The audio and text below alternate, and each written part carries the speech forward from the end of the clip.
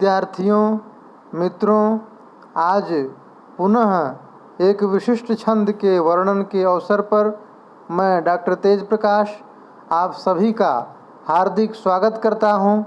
आज हम लोग रथोद्धता छंद के विषय में अध्ययन करेंगे, उसके विषय में जानेंगे।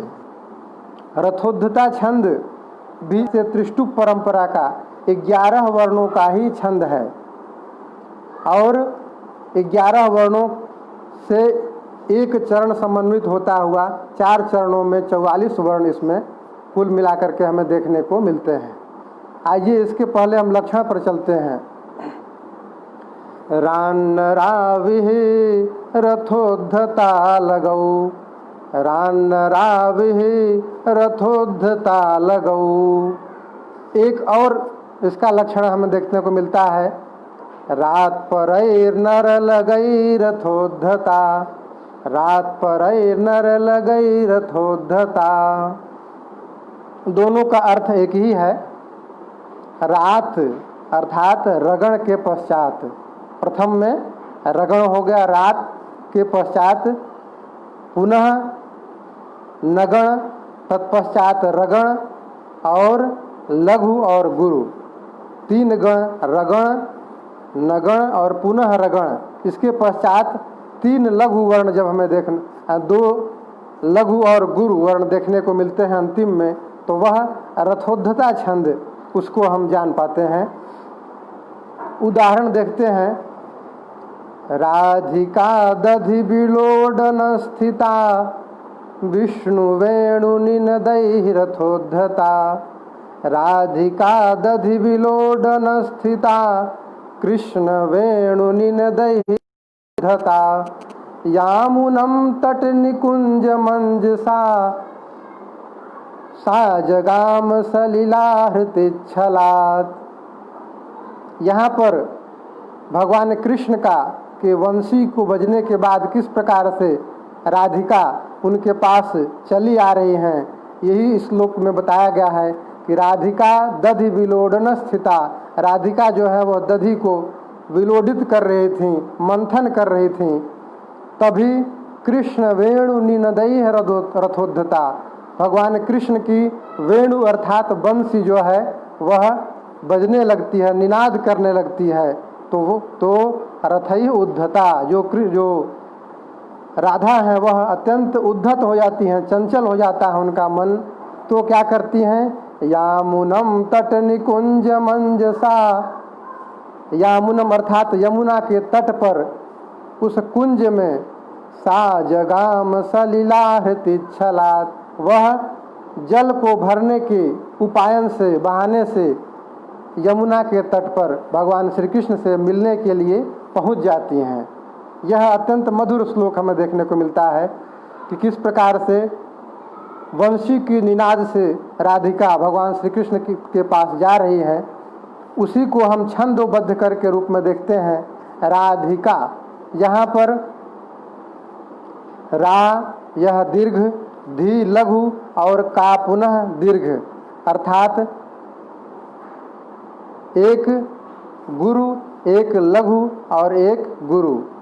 यमाता राजभान, रा ज भा, रा गुरु, ज लघु और भा गुरु, अर्थात एक गुरु पुनः लघु तत्पश्चात गुरु।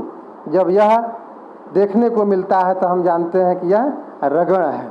तो यहाँ पर रगण के पश्चात दधि विलोडन, द भी लघु है, वी भी लघु है, धी भी लघु है और वी भी लघु है, अर्थात तीनों लघु हैं। तो यहाँ पर नगण की व्यवस्था हमें देखने को मिलती है। नगण के अंतर्गत तीनों वर्ण लघु होते हैं, जैसा कि हम जानते हैं। तो एक रगण हो गया, उसके पश्चात पुनः नगण हो गया और पुनः लो ड न स्थिता। तो लो भी गुरु है और न ड हो गया लघु, और न लघु था किंतु आगे स्थि, यह 2 वर्ण होने के कारण यहाँ पर गुरु है। इसलिए गुरु, लघु और गुरु के होने के कारण रगण हो गया। तो रगण, नगण और पुनः रगण होने के बाद लघु स्थिता, यहाँ पर यह स्थि जो है वह लघु और ता आकारांत होने के कारण भी, चरणांत होने के कारण भी लघु हमें देखने को मिलता है। तो इस प्रकार से रथोद्धता छंद का लक्षण इस श्लोक में संपन्न होता है। उत्तर रामचरितम का एक हम उदाहरण देखते हैं, एक श्लोक देखते हैं। भगवती सीता भगवान रामचंद्र जी के पास शयन करने के क्रम में किस प्रकार से कवि ने वर्णन किया है कि जब चित्रों को देखते हुए भगवती सीता थक गई हैं, विश्रांत हो गई हैं, तो उसी का वर्णन मनोहारी वर्णन है। जीवयन्निव ससाध्व सश्रम स्वेद बिंदुरधिकंठमर्प्यताम बाहुरैन्दव मयूख चुंबित संधि चंद्रमणिहार विभ्रमः। यहाँ पर ही जी दीर्घ है, व यह लघु है।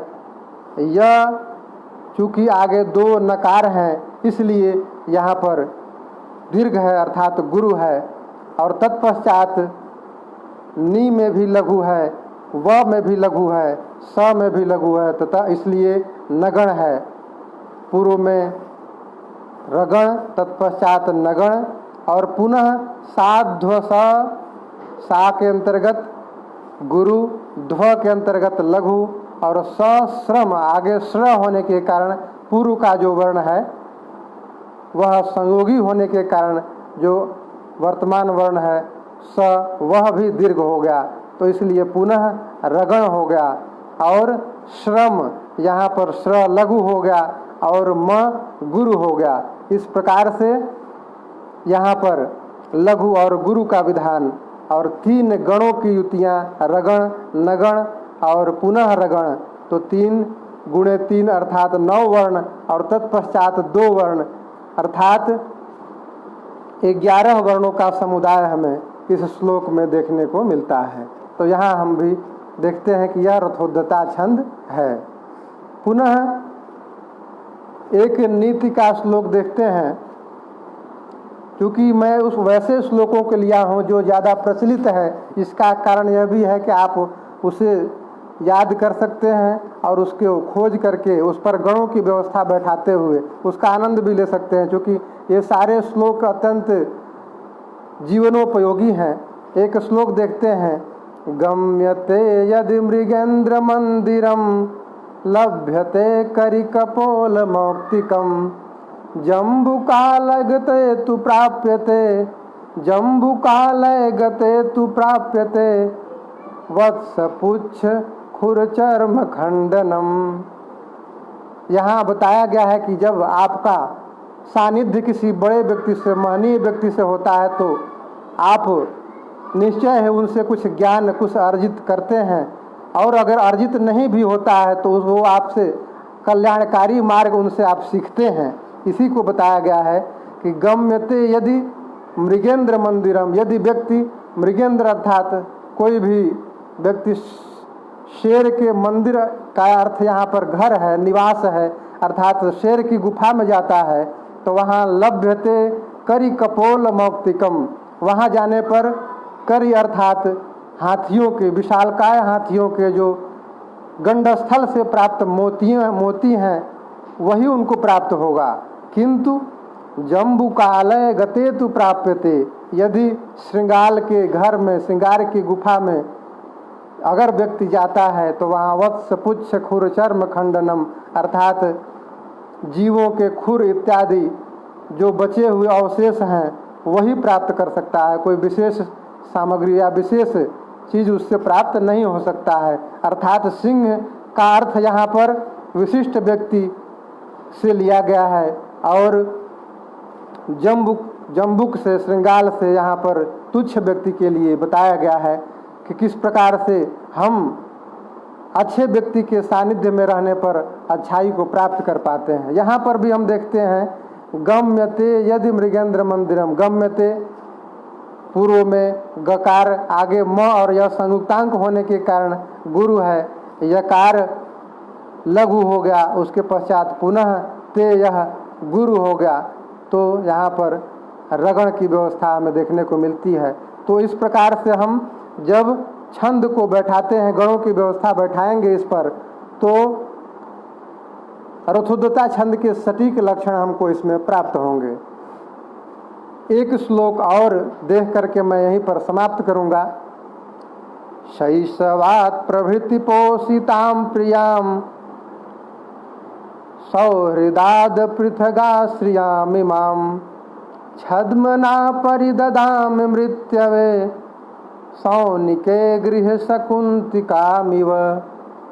भगवान राम जब सीता को वनवास के लिए भेजने के लिए, वन में भेजने के लिए विचार करते हैं, तो वह अपने मन से विचार करते हैं किस प्रकार से मैं इस अत्यंत राजपुत्री जो कि है, अत्यंत अच्छे जगह पर पली बढ़ी है, और मैं ऐसे जंगल में, घनघोर जंगल में इसको भेज रहा हूँ, कितना कष्टदायक होगा। इसके लिए उनका मन अत्यंत व्यथित है, फिर भी राज मर्यादा का पालन करना उनका धर्म है।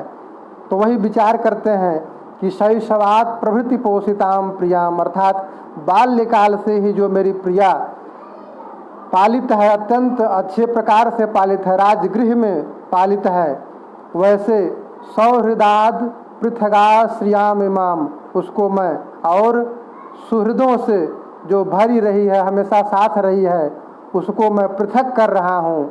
छद्मना परिददाम मृत्यवे, वैसे अब प्रिया को, सीता को मैं छद्म विधि से परिददाम मृत्यवे, मृत्यु को प्रदान कर रहा हूँ।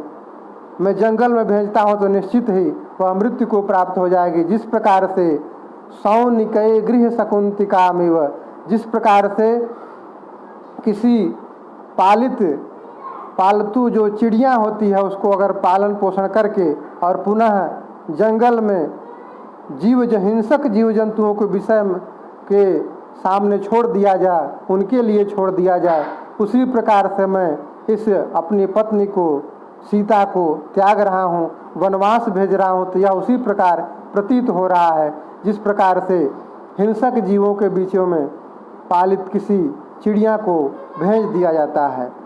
तो यहाँ पर भी हम देखते हैं कि छद्मना परिददाम मृत्यवे, पूरी तरह से स्पष्ट है। गणों की व्यवस्था रगण, नगण और पुनः रगण, और तत्पश्चात पुनः लघु गुरु का विधान यहाँ पर हमें देखने को मिलता है।